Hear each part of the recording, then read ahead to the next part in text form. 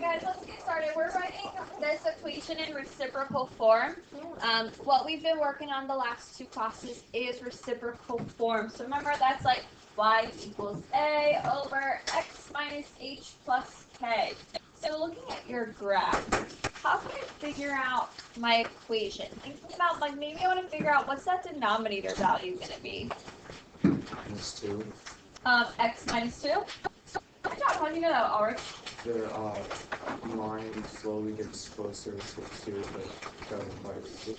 Amazing. What is he describing when you're approaching 2 but not quite reaching it? Yes. That one. Your vertical asymptote is at x equals 2. Great job. Thinking about we shifted right to 2. Think about, I also want to know this k value out here. What's the k going to be? Plus 4. Plus 4? How'd you know plus 4? It gets closer to 4. Good job. We have a y equaling 4 is our horizontal asymptote. So from here, there's one value left to find, which is our a value. And everybody, once again, the same old thing, every single unit. Yes, Vita, what was the good point you found? Do you see one looking at the graph? No. Not one. What is that one point? That's good. It's x comma y. What is it? 1 over 4? No, 1 over 1. 1, 1? Here? Wait, yeah. 1, 1 looks like a good point. You could have used -1, 3. You could have used 5, 5.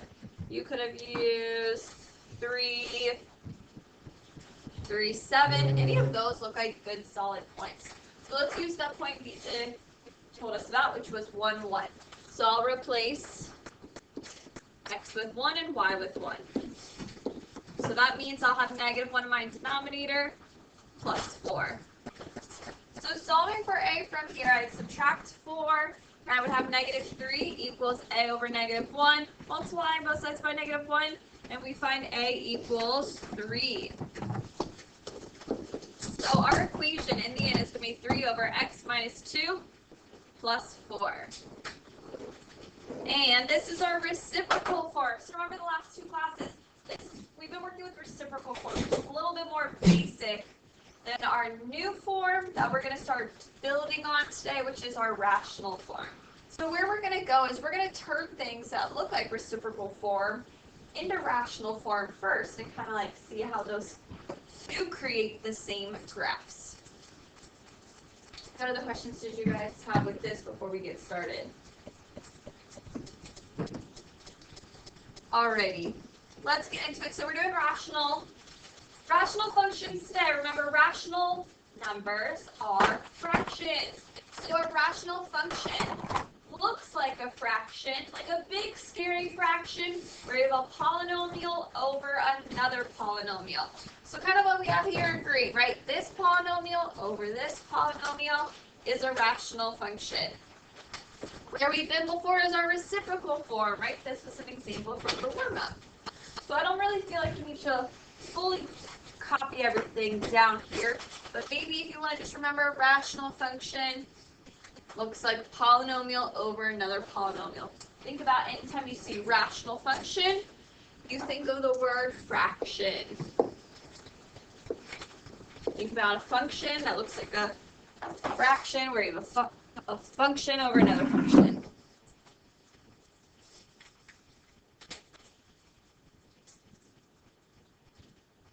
So where we're going to go is we're going to start off with reciprocal form of -5 over x plus 2 plus 1. And now we're going to write it in rational form.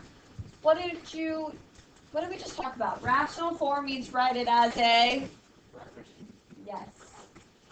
This means write it as one fraction. So guys, if you are ever experiencing something basic, like -5 over 2 plus 1. So imagine we just have this situation, and you want to write this number as one fraction, a number over something else. How do I combine those to create one fraction? -5 + 1/1. Yeah, 1 over 1 is the same thing as 1, but could I combine those together at rate, if the denominator here needs to be what value? 2. So think about, I would turn 1 into become 2 over 2, and now can I combine them together? Cool. That's what we're going to do here, which means my +1 needs to have a what? What is this situation called? Common denominator. So my number 1 needs to have a common denominator of what? X plus 2. So think about what's really happening is I need this to be x plus 2 in my denominator. Can I just write it over x plus 2 and I'm like, cool, I did it. I created a common denominator. No, think about this became 2 over 2 because my numerator was 1 times another 2. So I'm going to have to multiply my numerator of 1 by what value? X plus 2. So here we have our situation. We would have -5 over x plus 2 plus 1 over x plus 2 now over x plus 2. Now I have the same denominator. So if I have the same denominator, then I'm okay, I'm good to go to add fractions. I know if I'm combining or adding fractions, it's all going to be over the same denominator. So to combine, I'm just going to have my same denominator of x plus 2. And then I'm going to add across my numerator. So my numerator would become -5 plus 1 times x plus 2. So now it's just a process of like cleaning up your numerator. So what is your numerator kind of telling you to do first? Distribute the 1, which I know is just going to say x plus 2. So I'll still have y equals -5 plus x plus 2 over x plus 2, and then we'll become a numerator of what? X minus 3. Yes, combining your like terms.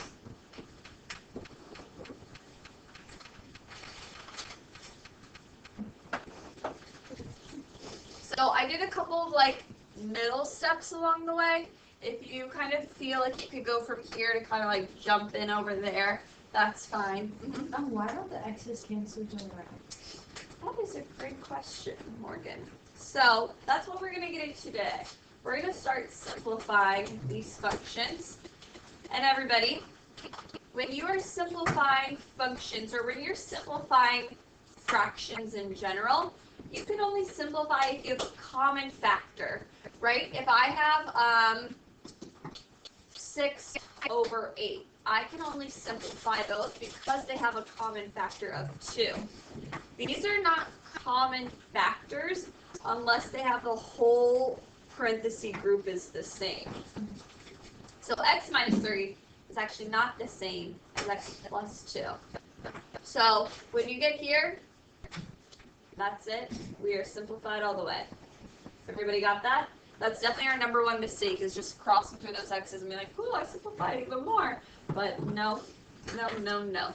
Only common factor over common factor. And we'll keep thinking about that later today. You guys ready to try another one?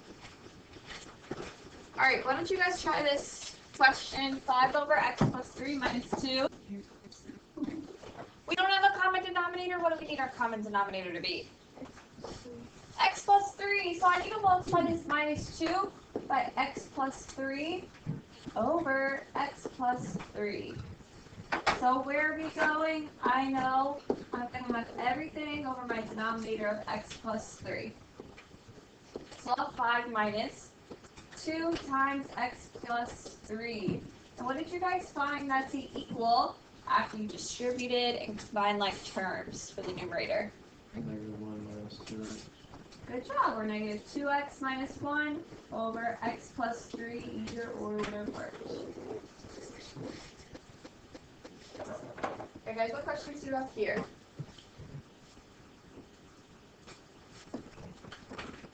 Alright, so if you think back, this is our warm-up graph. And we had our reciprocal form being y equals 3 over x, what was it, x minus 2 plus 4.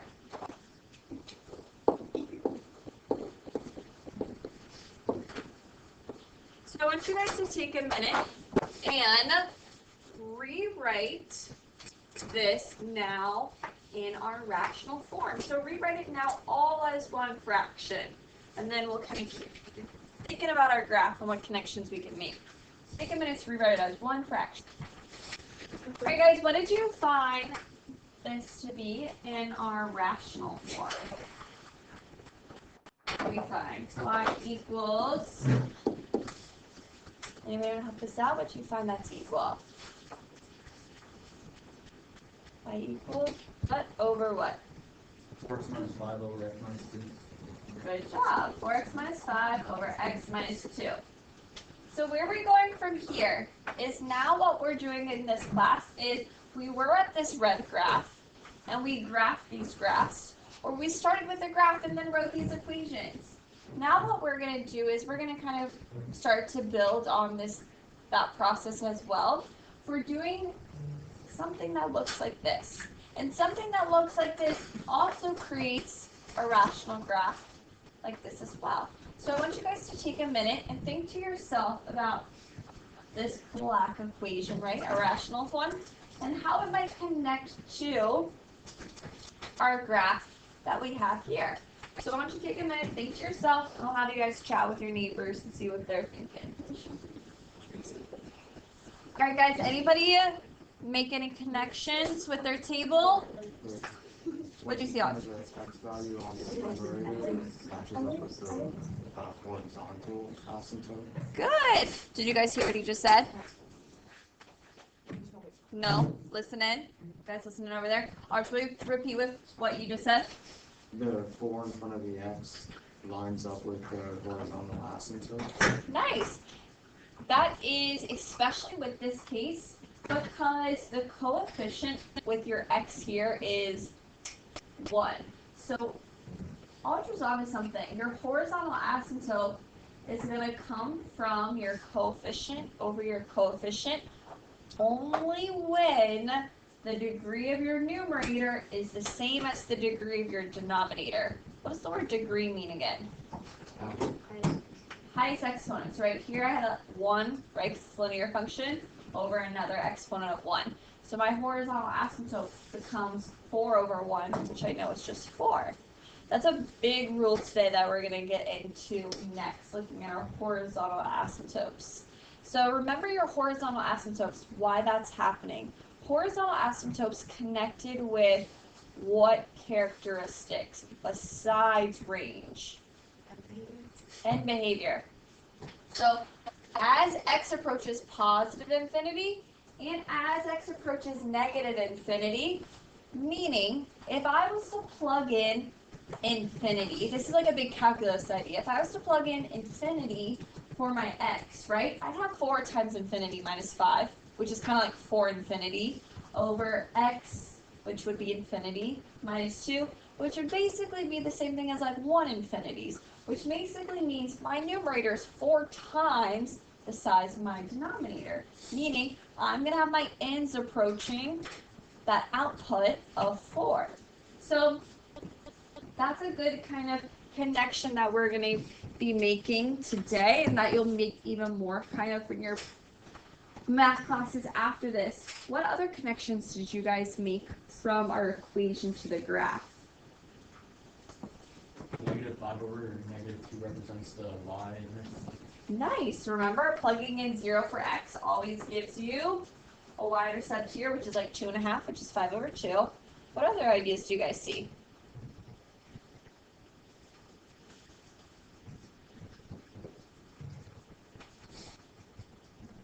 What else do you guys see? You can add the negative 5 and negative, you can add 5 and 2 to find it, to get 7 and find that. 5 and 2 to make 7? Well, the five Oh, is I three. think that's just a coincidence. Is that what you're thinking? Yeah, that is just a coincidence here. Look at that denominator, right? My denominator is x minus 2. What does that tell us about our graph? Oh, what does the denominator of x minus 2 tell us? It tells you when to the right too. Yes, which means it's the location of your Oh, vertical. vertical asymptote. So remember, your vertical asymptote always comes from what makes your denominator what value? 0, because that's where your function is undefined. So remember, your vertical asymptote is when your denominator equals 0 always. Like, what number makes that denominator 0?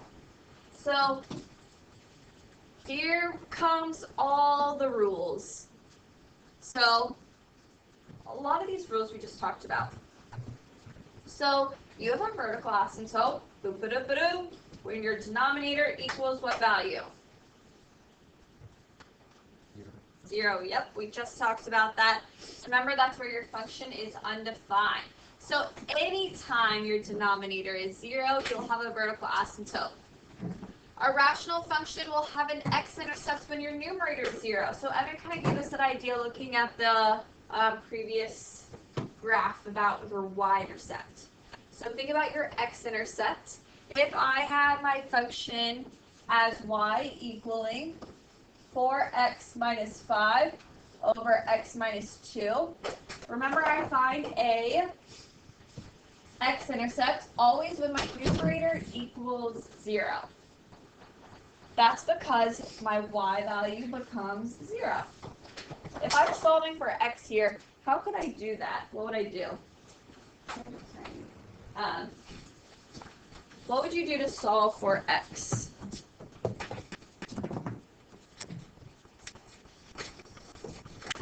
You're solving for x. What might be happening next? Solve for x here. If you have 0 equals 4x minus 5 over x minus 2. What do you think, Morgan? Multiply by x minus 2. You got it. So if you multiply both sides by x minus 2, what happens if I multiply x minus 2 by 0?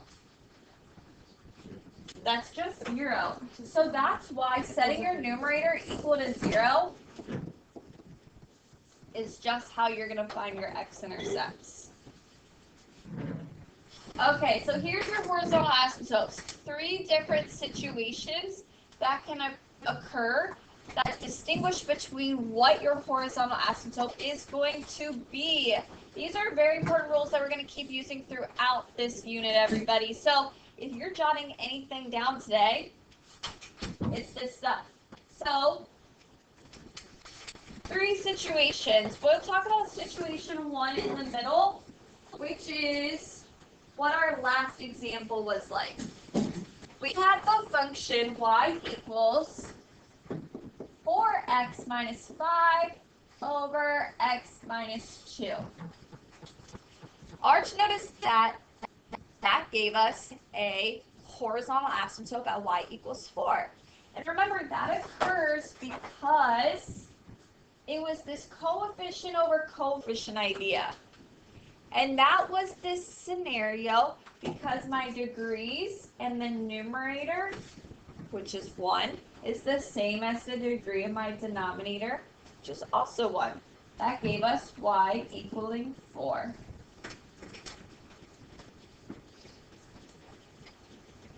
So that's happening when your numerator equals your denominator. That situation right there. So let's talk about a situation where maybe they're not equal.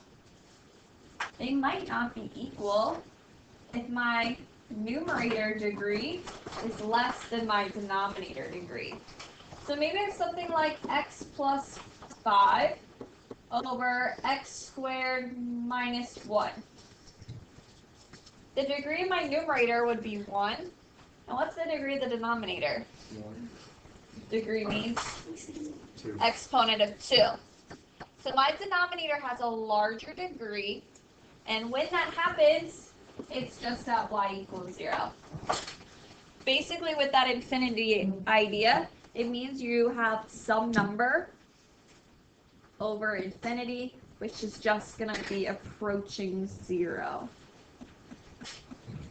And your third situation is when your numerator degree is going to be larger than your denominator degree. So maybe something like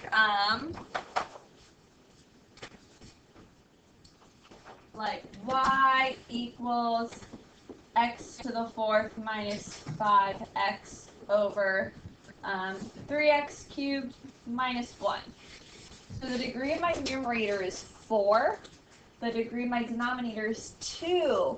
It's larger in the numerator, so that is going to be no horizontal asymptote, but it could have an oblique or slant asymptote, which is what we'll get into next time. What other questions do you guys have here? I'm going to give you guys about a couple more seconds to make sure everyone gets that jotted down, and then we'll match these graphs with these rules, kind of based off of these rules, on our next slide. So I heard a lot of good ideas, and it seems like everybody was matching up to start. They're matching number 4 with D. Vivian, I know you got 4 to go with D. How did you know 4 went with D? Because the numerator is at a higher degree than the denominator. So what does that mean will happen? There's no horizontal asymptote. No horizontal asymptote. Then like Evan, when I was talking back there with him, kind of said, yeah, it does kind of look like there could be a slant one. So what those slant asymptotes look like are lines kind of like this that your graphs can start approaching. So that'll be fun stuff to get into next time. Did anybody, so we got 4 matching with D. Did anybody find any other ones that weren't together? B matched up with 2. Which one? B matched up with number 2. B actually does not match up with number 2. It's 3, right? Anybody have any other? Somebody said B goes with number 3. How do you know B goes with number 3? I just felt it. Just felt it in your soul. Does anybody have any other besides just like that straight up intuition that 3 goes with B? It looks like it would? Okay. We'll talk about why. We'll talk about why in a little bit. So we'll hold on to this thought. If there is something besides that greater power just that are pulling those two together. Anybody see any other matches? What's your other match, Morgan? 1 is A. 1 is A. How did you... 1 is not A, my bad. I was looking at the wrong number. 1 is C. 1 is C. And then that obviously means 2 is going to go with A. Does anybody know why 1 goes with C and 2 goes with A? What do they both have? Same denominators. Denominators correlates with what asymptote? Vertical. What does both of these say my vertical asymptote should be at? Think about, I should have a vertical asymptote when my denominator equals 0. So a -2 and what else? 2. Think about your vertical asymptote comes when your denominator would be 0, meaning set each factor equal to 0. So both A and C have these vertical asymptotes at 2 and -2. But what's different between A and C? What characteristic does C have that A does not? Cubic function. Like in the middle here, right? Like going through. So C goes through what? The x-axis, which means it has an x-intercept. But A has nothing, right? No x-intercepts. How can I tell from what we just talked about that 1 would have an x-intercept at 1 and 2 would have no x-intercepts? How do I find x-intercepts? Y to 0, right? Which means when we talked about it before, it was just setting the what equal to 0, basically. Your numerator. So this says if 0 equals x minus 1 for that numerator, I know I would have an x-intercept at 1. Here it has 0 equals 1. And does 0 equal 1? Which means no, you have no x-intercept.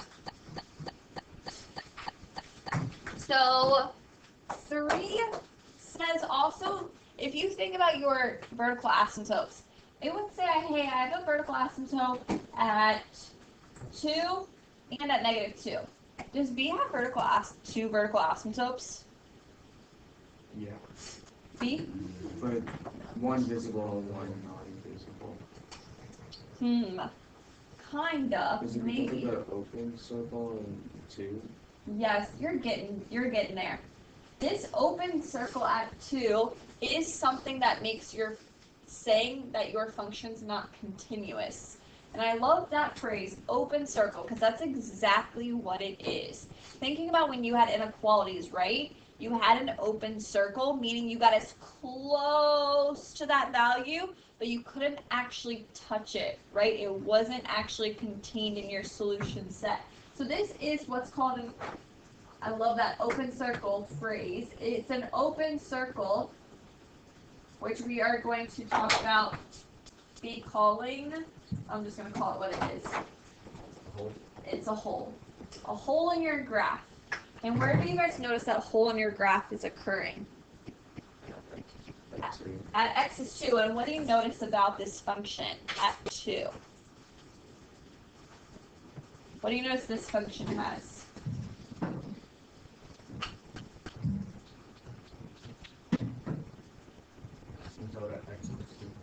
We have an asymptote at -2, right? So if I had an asymptote at x equals -2, that would come from here, my denominator.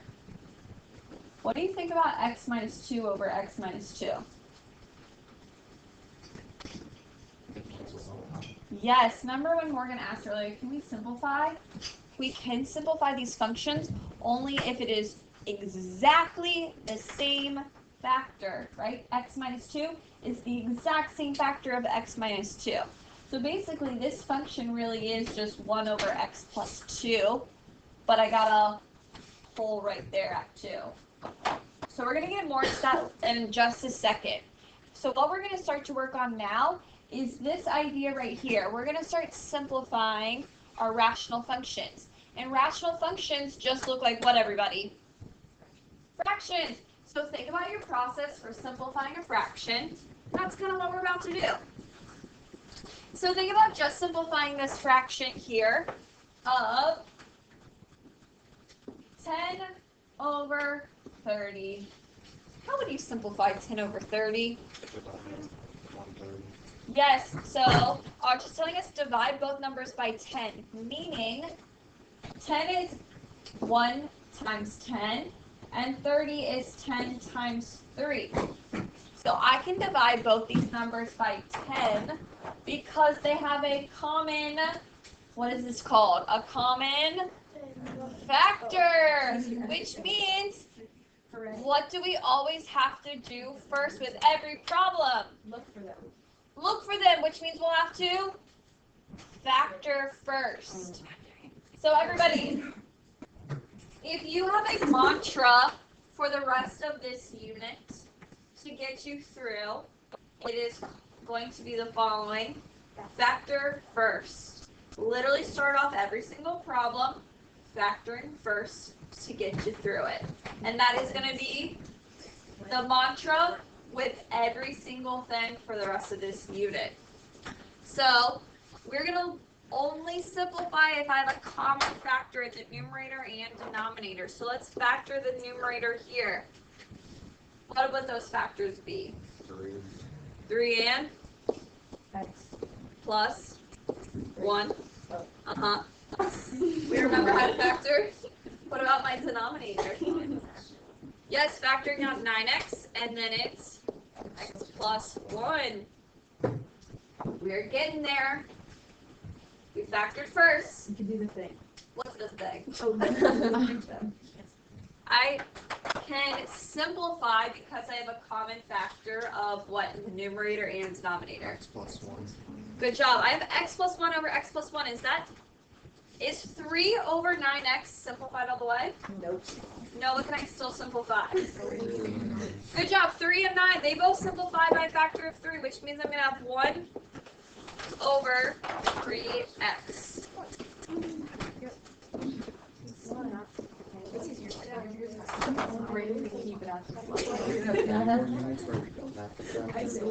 No. Yes. You have like one more unit after this with functions when we get into exponential and logs, and we'll still have to factor there. But after that, the rest of the year is like probability statistics and like sequences and series, which are not really factoring that much.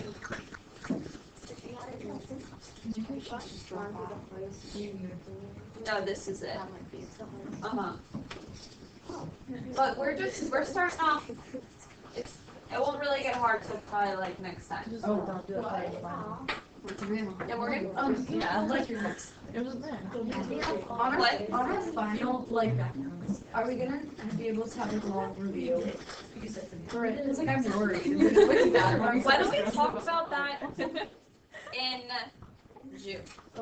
Okay. Can we cancel the party? Alright guys, we're going to simplify this rational function.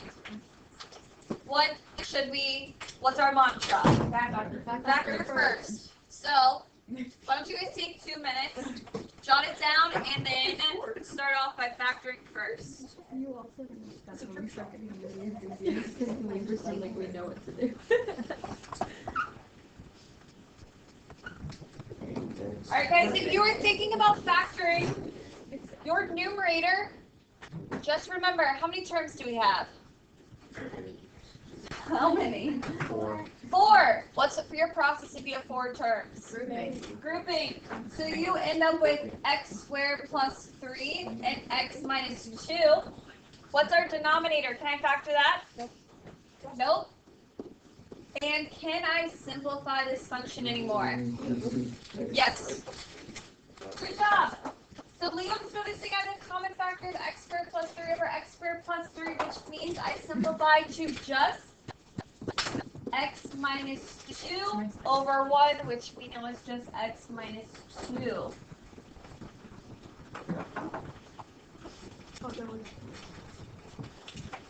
Alright, you guys ready to try another? No. Yes. So, good news is we've kind of already done this problem a little bit. This was our function from when we matched, right? I think this was number 3.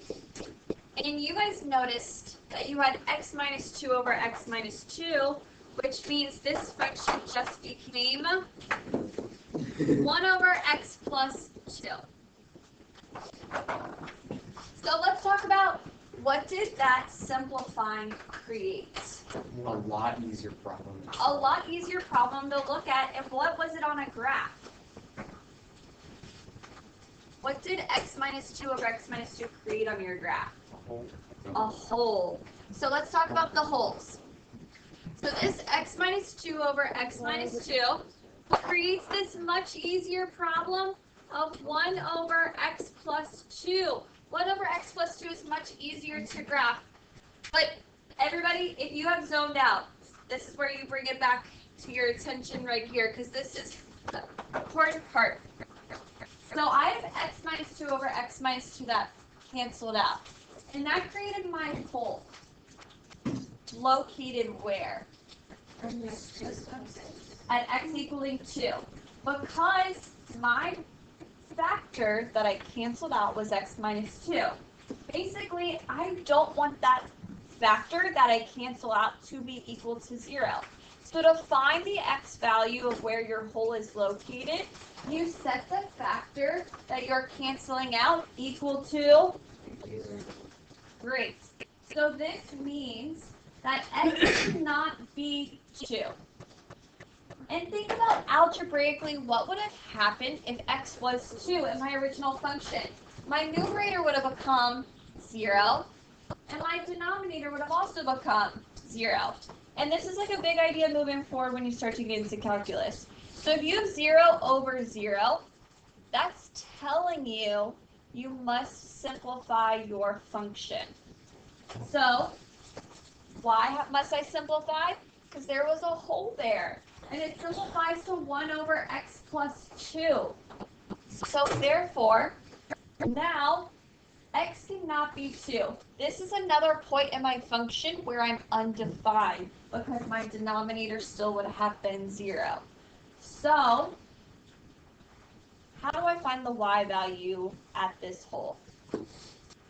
Anybody have any ideas? How do I always find y values? Look for the k value. I find my y values by using the x. So thinking about, basically, I want to look at just the simplified function because I can't plug in 2 because that gives me 0 over 0. But I plug in 2 after I simplified, after I've done some algebra work. I plug in 2 into that simplified function. So my hole is going to happen when my x is 2 and my y is going to be equal to 1 over 2 plus 2, which I know is going to be 4. So my hole is going to occur at 2 1/4. So a hole is a place where your function is not continuous, or the word discontinuous, and it's like just a point versus an asymptote where it's all the x values forever and ever, should never be this number. But a hole is just a point that you kind of pluck out so your graph can keep moving on. Kind of think about what you did when you simplified, right? You're like, oh, it's this over this, kind of pull it out right there, kind of get that out to simplify it, so then your graph can keep moving on. And you find the rest of your graphing characteristics with your simplified function. So if I'm thinking about just finding the rest, right, look at my denominator. What would my vertical asymptote be? -2, that checks, right? Where would my horizontal asymptote be? 0, because my denominator is bigger, so that's checking it in too. So we're going to go through some functions and kind of find all these characteristics. Holes. How do we write holes? As a ordered pair. Don't just say at the number. Alright, so just to recap. Only your numerator equaling 0, that's to find your x-intercept. Remember, plug in 0 to find your y-intercept. Only denominator equals to 0 is your vertical asymptote after you simplify.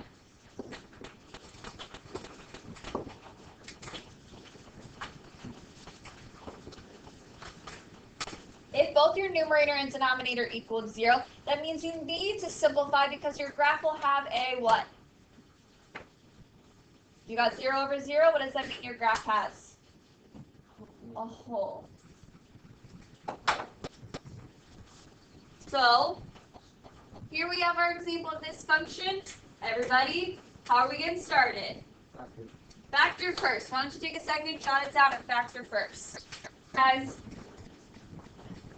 anybody want to tell us what did your numerator factor into? What were the factors for your numerator? X minus 1. X minus 1 and? X minus 3. What about your denominator? X minus 32 plus 1.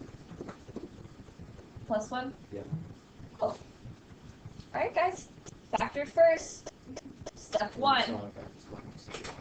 Good work. We have an x minus 3 over an x minus 3, which means I'm going to be having what?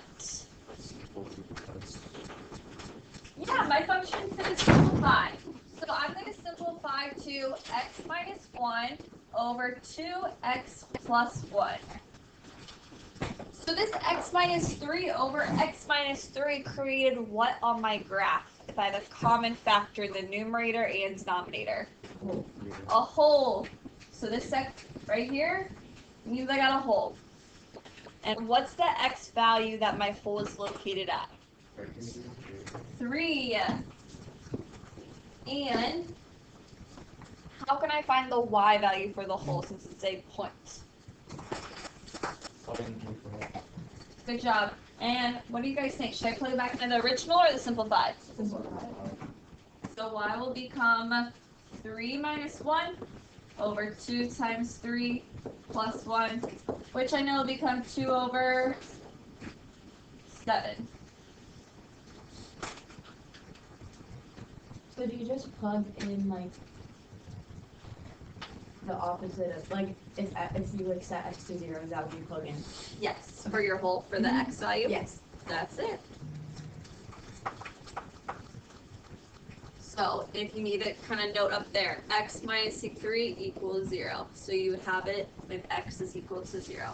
We could, within this, going back to when we had the 4x over x, we'd still be able to find the asymptote, the horizontal asymptote. Yeah, let's talk about the horizontal asymptote next. So are you asking, like, can you look at your original and the simplified? The simplified, because on it was 4x, and, plus or minus something, and then x plus or minus something. Yeah. So the degrees in that numerator and denominator were the same. Is that the same case here? Yeah. Cool. So if your degrees are the same, anybody remember where's your horizontal asymptote come from? It's the ratio of the coefficients, which means it's what over what? Yes, 1 over 2. So my horizontal asymptote is going to be located at y equaling 1 over 2. Now let's talk about my vertical asymptote. Where do I find a vertical asymptote? Numerator. The what? Numerator. Other one. Denominator. Denominator equaling 0, because I never want my denominator to be 0, right? That's my function undefined. So my denominator, I set it equal to 0 for my vertical asymptote. And guys, simplified function. Don't do it. If I try to do it from the beginning, that would just mean, okay, you got a factor to solve it, right? What makes that 0? And then I do factor, but I had this common factor, and I wouldn't want to include x minus 3 because that's not an asymptote, that's a whole. So this is only going to come from what's left over after you simplify, which means I'm going to have a vertical asymptote when 2x plus 1 equals 0, so x would be equal to what value? -1. Great.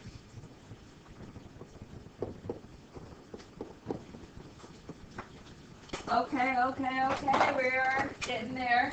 We just have intercepts left to find. So to find my intercept, should I use my original or my simplified function? Yep, always going to doing your work from your simplified function. That's why it's so important to always factor first. And if I have my function simplified, which intercept's easier, x or y? Y is a little easier. How is y easier? I'm just going to replace x with 0. 0. So I'd end up with -1 over 1, which means my y-intercept is just -1. So my y-intercept will be at the point 0, -1. And how can we find an x-intercept? X-intercept means y equals 0. Guys, if y becomes 0 here, to solve for x, I'd have to multiply my denominator by 0. What happens with denominator multiplied by 0? Everything just would always equal 0. So I would have 0 equals just my numerator. Remember that rule? So I'd have x equaling 1.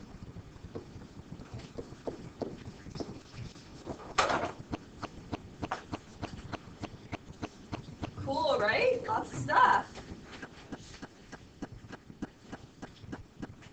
So this right here with like all those characteristics and stuff, this is kind of like level 1, and then next time you guys will level up and also have to experience maybe some of those like slant asymptotes and kind of going through all your characteristics as well. So for right here, right now, what questions do you guys have?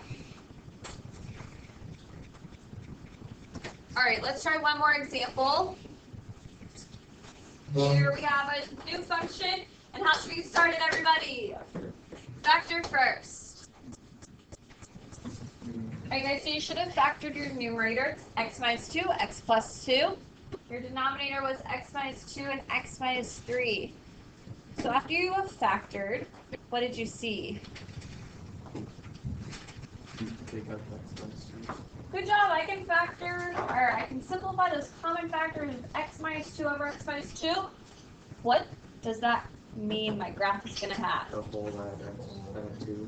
Good job. So I'm going to have a whole with x equals 2. So my ordered pair for my whole is going to look like 2 comma something.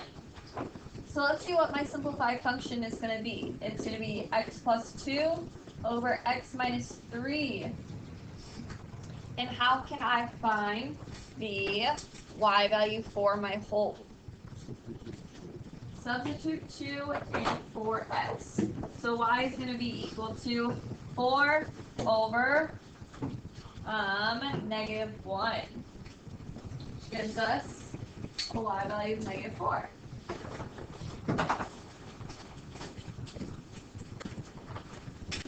And what do you guys think I could find next? Horizontal asymptote. Yeah, I could find a horizontal asymptote and a vertical one. How could I find that horizontal asymptote? The ratio of the magnitudes. Good job, the ratio. And guys, always remember it's going to be the same in your, only the horizontal asymptote is really the only one it's going to be the same for when you simplify. And, because think about it's a ratio, right? Like the fraction. And when you like have fractions, right, and you were to like write them as like decimals, even if you were able to simplify that fraction, it's still the same value, right? Like 1 over 2 gives you 0.5, and so does like 5 over 10. So kind of that similar idea. So my horizontal asymptote is going to be located when y equals what value? How do you know it's 1 over? Because there's 1 in front of the x's. Good job, 1 over 1 to give us 1. Okay, let's talk about that vertical asymptote. How can we find the vertical asymptote?